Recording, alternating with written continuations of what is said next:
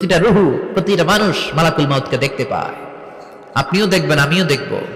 বসে বলে, ইয়া আইয়াতুহান নাফসুল মুতমাইন্নাহ, হে প্রশান্ত আত্মা, উখরুজি ইলা মাগফিরাতিল্লাহি ওয়া রিদওয়ানি, আল্লাহর ক্ষমা আর দয়ার দিকে বের হয়ে আসো। বলা মাত্রই মুমিনের আত্মাটা স্মুথলি বের হয়ে আসে। কাফান মিন আকফানিল জান্নাহ, হানুত মিন হানুতিল জান্নাহ, জান্নাত থেকে আনা সুগন্ধি কাফনের মধ্যে পেঁচিয়ে তিনি রুহুটাকে নিয়ে ইল্লিনে চলে যায়। সরাসরি দেখে মালাকুল মাউতকে। আর যারা ইসলাম বিরোধী, কোরআন বিরোধী, তাদের সামনে এসে মালাকুল মাউত ত্রাস সৃষ্টি করে। আগে ধমক, মালাকুল মাউত এসে কাফের, নাস্তিক, মুশরিকদের সামনে এসে এরকম একটা ত্রাস সৃষ্টি করে। ভয়ে লোকটা কাঁপতে থাকে। ওর কাছে ভদ্র ভাষায় কথা বলে না, সুন্দর জামা পরে আসে না, কালো কুচকুচে চেহারা, ভয়ঙ্কর একটা রূপ নিয়ে, আকৃতি নিয়ে ইসলাম বিরোধীদের মাথার সামনে আসে, দুর্গন্ধযুক্ত চেহারার দেহ নিয়ে ধমক দিয়ে বলে, ও পাপাত্তা, ইয়া আইয়াতুহান নাফসুল খাবিসা উখরুজি ইলা গাদাবিল্লাহ, হে পাপাত্তা, আল্লাহর রাগ, ক্রোধ আর গজবের দিকে বের হয়ে আয়। মুমিনের আত্মা বলার সাথে সাথে যেমনি মুমিনের দেহ থেকে বের হয়ে জান্নাতি কাফনের ভেতরে ঢুকে, কাফেরদের আত্মাও কি এরকম তাড়াতাড়ি বেরোতে চায় নাকি? কাফেরদের আত্মা বেরোতে চায় না। ডানে দৌড়, বায়ে দৌড়, সামনে দৌড়, পেছনে দৌড়, আহা, দৌড়াদৌড়ি করে। মালাকুল মাউত এটাকে টেনে হিচড়ে, একটা জীবিত ছাগলকে জবাই না করে, তার চামড়া উল্টার দিকে টেনে হিচড়ে বের করলে ছাগলটা যত কষ্ট পায়, এর চেয়ে কমসে কম 70 গুণ বেশি কষ্ট দিয়ে কাফের, মুশরিক আর গাদ্দারদের রূহ কবজ করা হয়। আল্লাহ, এই পরিস্থিতি থেকে তুমি আমাদের বাঁচাও। মুমিনদের রূহ যেমনি কবজ হয়, ওইভাবে রূহ কবজের ব্যবস্থা করে দিও। ইমানের মৃত্যু নসিব করে দিও, শাহিদি মৃত্যু নসিব করে দিও। তার মানে বিমান দুর্ঘটনায় হোক, কিংবা লঞ্চ ডুবিতে হোক, কিংবা আগুনে পড়ে হোক, কিংবা আত্মঘাতী হামলায় হোক, যে যেখানেই মারা যায়, কবরের 3টা প্রশ্ন তার জন্য আছে না নাই? ইসলাম বিরোধীদের জন্য প্রশ্ন 3টা, আপনারা যারা মুমিন তাদের জন্য 4টা, আপনাদের জন্য একটা বেশি। আলহামদুলিল্লাহ কোন? কবরে এসে প্রথম প্রশ্ন করবে, মুনকার নাকির যখন চলে আসবে, 40 কদম যখন আত্মীয় স্বজনরা লাশটাকে কবরের মধ্যে দিয়ে 40 কদম চলে যায়, তখনই ফেরেশতা চলে আসে। আহা, শেষ, সব শেষ। প্রথম প্রশ্ন, তোমার রব কে? আমরা বলবো আমাদের রব আল্লাহ। দ্বিতীয় প্রশ্ন, ওমা দীনুক, তোমার ধর্মের নাম কি? আমরা কি বলবো? তৃতীয় প্রশ্ন, বিশ্বনবীর চেহারা দেখিয়ে বলা হবে, আতারিফু হাদার রাজুল, এই লোকটারে চিনো নাকি?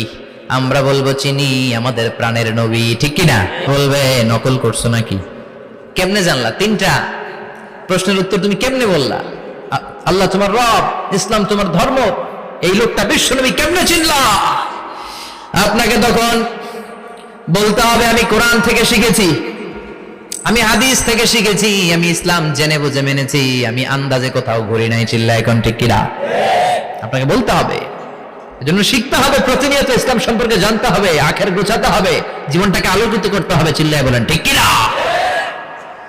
4টা প্রশ্নই যখন হয়ে গেল, ফেরেশতারা বলবে, আহলান ওয়া সাহলান ওয়া মারহাবান বিক, খোশামদেদ, কংগ্রাচুলেশন, খোশামদেদ, কংগ্রাচুলেশন, সব প্রশ্নের উত্তর তুমি পেরেছো।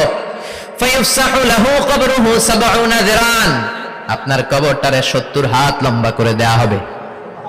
ওয়ায়ুফতাহু লাহু বাবুন ইলাল জান্নাহ, আপনার কবর থেকে জান্নাতের দিকে দরজা খুলে দেয়া হবে। ওয়ায়ুলবাসু মিন লিবাসি আহলিল জান্নাহ, জান্নাতের 2টা রেশমি কাপড়ের পোশাক এনে আপনারে পরিয়ে দেয়া হবে।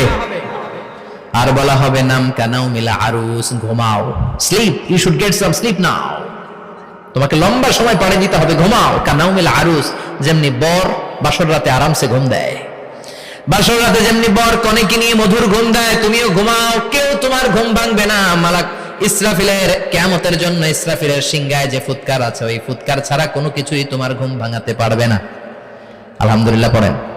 আল্লাহ, আমরাও যেন 4টা প্রশ্নের উত্তর দিয়ে লম্বা একটা ঘুম দিতে পারি। পড়ে না আমিন। ওয়াম্মাল কাফির ওয়া আহলুশ শিমাল, আর ইসলাম বিরোধী যারা, তাদের সামনে আসবে মালাকান আসওয়াদান আজরাকান, কৃষ্ণ বর্ণের দেহ, নীলাভ বর্ণের 2টো চোখ, গায়ের রং কালো, চোখের রং নীল। দেখতে কেমন লাগে? আলিফ লাইলার ভূতের মতো। কথা কন? গায়ের রং কালো, চোখের রং নীল। ফেরেশতা 2টা আসবে, এসে ত্রাস সৃষ্টি করবে, এসে বলবে, বল তোর রবের নাম কি? মার রব্বুক, ইসলাম বিরোধী মুশরিক কাফের নাস্তিক এরা বলবে আমি জানি না আমার রবকে,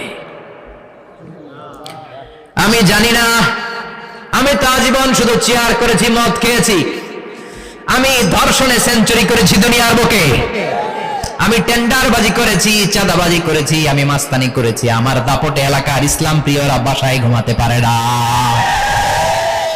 আমি ছিলাম টেন্ডারবাজ, আমি ছিলাম গডফাদার, সন্ত্রাসীদের লিডার, আমি ছিলাম ডন 1 2 3 সব,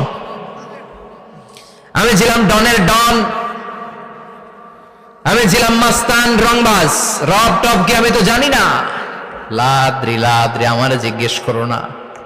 আবার প্রশ্ন করা হবে ওয়ামা দীনুক, তোর ধর্মের নাম কি? বলবে লা আদরি, আমার কোনো ধর্ম নাই, আমার কোনো ধর্ম নাই, আমি শুধু মৌজ মাস্তিতে ছিলাম, আমি আনন্দ ফুর্তি করেছি, ইসলাম নিয়ে আমার মাথা ব্যথা ছিল না, আজীবন ইসলামরে আমি বাস দিয়েছি, চিল্লায় বলেন ঠিক কিনা? ইসলাম বিরোধীদের সাথে ছিল আমার চলাফেরা, আমার সব সাঙ্গপাঙ্গ ছিল গুন্ডা বদমাশ ইসলাম বিরোধী। রব কি, ইসলাম কি, এগুলো আমি জানি না, আমার এগুলো জিজ্ঞেস করো কেন? ধর্ম কি আমি জানি না, আমি কিচ্ছু মনে করতে পারছি না।